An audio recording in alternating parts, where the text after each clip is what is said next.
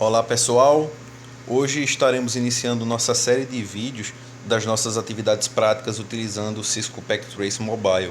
Então a gente vai começar de uma forma bem básica até os diagramas, as topologias mais avançadas que nós fizemos utilizando o Cisco PacTrace no computador.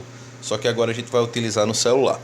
Então eu vou realizar a gravação do vídeo e vou estar disponibilizando esse vídeo para vocês, para que vocês possam reproduzir a prática que eu estou fazendo agora nesse vídeo, ok? Então prestem bastante atenção para poder reproduzir e assim enviar a atividade, beleza? Então vamos lá. Primeiramente a gente vai adicionar um servidor, né? E computadores e os equipamentos de rede. No nosso caso, a gente vai adicionar apenas um switch. Então, para que a gente possa adicionar esses equipamentos de rede, esses dispositivos, a gente vai apertar no meio da tela, vai abrir esse círculo com as opções dos itens que a gente pode adicionar. Então, a gente tem ali End Devices na parte de cima, onde a gente tem a gravura ali, o computadorzinho, o servidor e um telefone. Então, a gente clica lá, End Devices, e adiciona primeiramente o server, que está aqui na parte de baixo. Então, adicionou o server, que foi o servidor. Clicando nele e arrastando, você pode movimentar ele dentro da área de trabalho, para qualquer lugar que você quiser. Então, eu vou deixar aqui nessa lateral direita. Vou adicionar os meus clientes da rede. Então, eu vou apertar no meio. Novamente vou em End Devices e vou adicionar dois PCs. Então adicionei o PC que é o PC 0, aperto novamente, End Devices, PC e adiciono o PC 1. Ok. Bom, qual vai ser o objetivo desse servidor? O objetivo desse servidor vai ser simplesmente ser um servidor de DHCP, que faz a distribuição dos endereços IP de forma dinâmica, e será também um servidor DNS e o servidor web, né? Então ele vai ter o servidor que faz a resolução de nomes, né? Nome para IP, IP para nome, e vai possuir o site da Cisco que vai ser acessado através dos clientes. Então vamos adicionar um switch e depois as mídias de conexão, que é o nosso cabeamento, né?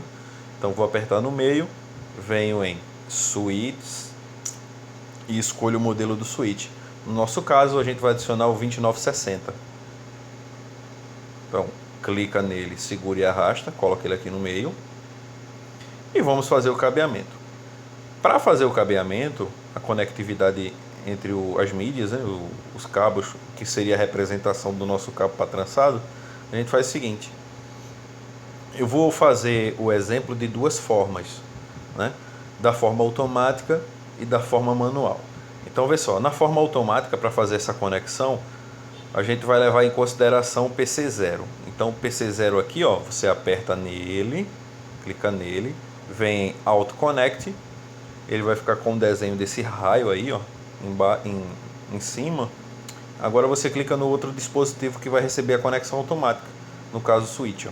Então, quando você clica, automaticamente ele faz a conexão com o equipamento. Vou fazer a mesma coisa com o PC 1. Então, aperta no PC 1, aperta em Auto Connect e aperta no switch. Então, ele faz a conexão automática.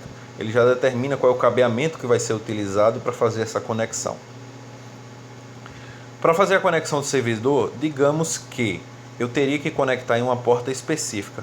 Até porque, se eu for utilizar a conexão automática, ele vai seguir a ordem das portas do switch. Então, por exemplo, o PC 0 ele vai estar conectado na F0/1, o PC 1 ele vai estar conectado na F0/2 e assim sucessivamente, caso eu utilize a conexão automática.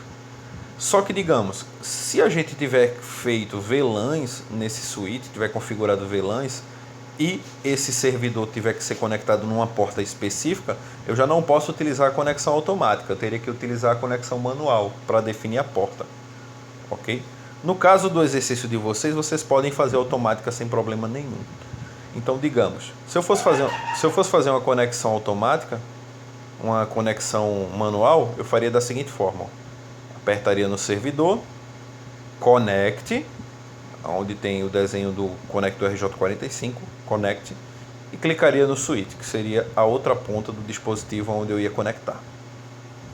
Ele iria ser apresentado dessa forma aqui, ó. Então, na parte superior a gente tem a máquina, a representação da máquina, e na parte inferior a gente tem a representação do switch, com as suas duas portas ali, ó, F0/1 e F0/2, com seus respectivos cabeamentos conectados. Então, vou apertar aqui no meio, ó, onde tem Choose Cable, e vou escolher o tipo de cabeamento, que é esse de cima, essa linha contínua preta, que é Strength Trunk. Então, vou apertar lá, vai mostrar a mídia que eu escolhi. Então eu vou clicar na placa de rede do servidor, que é FE0. Ok, ele vai ficar marcado na cor verde, e escolho uma das portas do switch. Então eu vou conectar aqui na porta 10, por exemplo. Então FE0/10, conectado. Feita essa conexão, o que é que eu posso fazer? Eu vou clicar aqui, ó, no botão do diagrama, que está do lado do botão Connect, aqui em cima. Então, esse aqui que representa o diagrama. Ok, voltei para a minha área de trabalho. Então agora é o seguinte, eu tenho já a minha rede formada, a minha rede física. Eu preciso agora fazer a configuração dessa rede baseada em endereçamento IP. Os clientes de baixo, eles não vão precisar ser configurados IP de forma automática, até porque eles vão receber endereçamento do servidor de DHCP. Então, o nosso servidor ele vai ter 3 serviços: DHCP, DNS e Web. DHCP distribui o endereçamento IP de forma automática, DNS faz a tradução do nome do site para o endereçamento IP ou o endereçamento IP para o nome do site, e o Web seria o protocolo de hipertexto que contém as páginas em HTML e serão apresentadas quando for acessado pelo nome, né? Graças ao DNS. Então, eu vou abrir aqui o meu servidor, vou em Desktop para configurar o IP dele. Vamos configurar em IPv4. A gente vai observar que está marcada já a opção de endereço estático e nós temos a opção IP Address. Então vamos lá, apertar aqui no endereço IP. Vamos utilizar um endereço de classe A, então 10.0.0.1. Confirma aqui embaixo. A máscara de subrede será 255.0.0.0. Confirma. Não iremos precisar de gateway, porque o gateway só vai ser utilizado quando eu tiver a minha rede externa. Já o DNS, a gente vai precisar, que vai ser justamente o próprio servidor que vai fazer a tradução de nome em IP, IP em nome. Então, DNS vai ser quem? Ele mesmo, 10.0.0.1, e confirma. Feito isso, a gente vai clicar nesse botão de aplicar aqui embaixo. Ok, configuração aplicada. Vamos clicar novamente no diagrama, ou então, caso você queira, apertar no botão Close para poder ir fechando as janelas das configurações. Mas se você for diretamente no botão do diagrama aqui em cima, ele já vai direto para a área de trabalho. E agora é configurar os serviços, ó. Então a máquina já está na rede, preciso fazer a configuração dos serviços. Os clientes eu não preciso configurar, que eles vão receber IP de forma automática. Então vamos lá. Primeiro serviço a ser configurado vai ser o serviço de DHCP, que vai fazer a distribuição para as máquinas na parte de baixo aqui, os meus clientes. Então, vamos abrir aqui o servidor. Então, dá um clique no servidor, Auto Connect, e vamos procurar a opção DHCP aqui, ó, nesse quadrinho aqui, DHCP. A gente vai observar que o serviço está off, está desligado. Nós vamos ligar o serviço e abaixo a gente vai preencher os campos de configuração. Então, Por exemplo, nós temos o nome do servidor, não vamos alterar, caso queira pode alterar.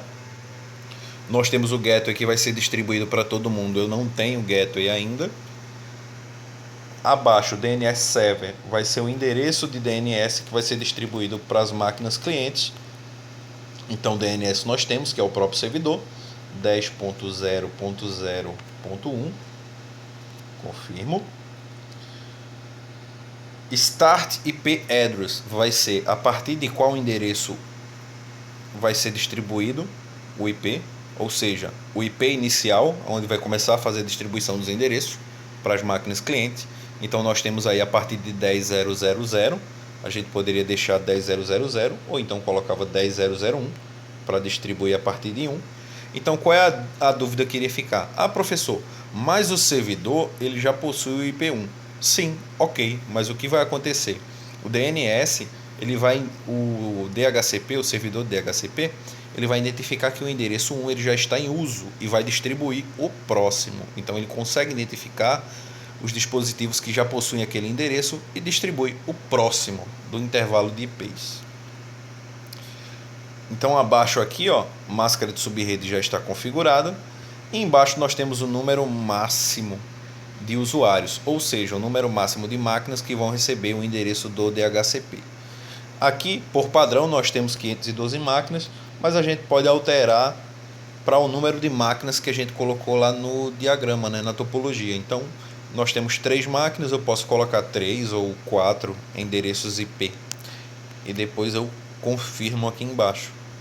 Então, os endereços que serão distribuídos é um 10.0.0.1, 10.0.0.2, 10.0.0.3 até o 10.0.0.4. Porém, o ponto 4 provavelmente não vai ser utilizado, até porque nós temos 3 dispositivos. Feito isso, eu vou clicar em salvar e ADD. Ok. Feito isso, vamos voltar para o diagrama e agora nós iremos configurar as máquinas para receber o endereço DHCP de forma automática, junto com o DNS e a máscara de subrede. Então, no PC 0, aperto no PC 0, venho em desktop, IPv4 e altero de estático para DHCP.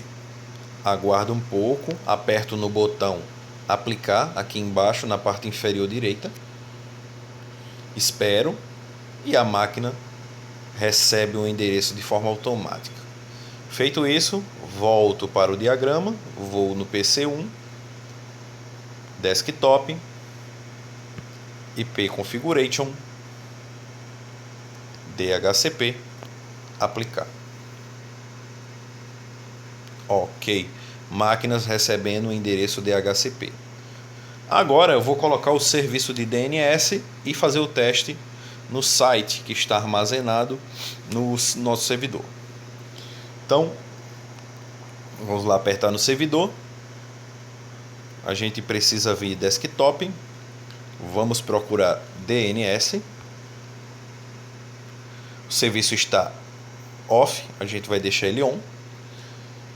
E abaixo a gente tem o nome do site e o endereçamento IP. Então, como é que a gente faz?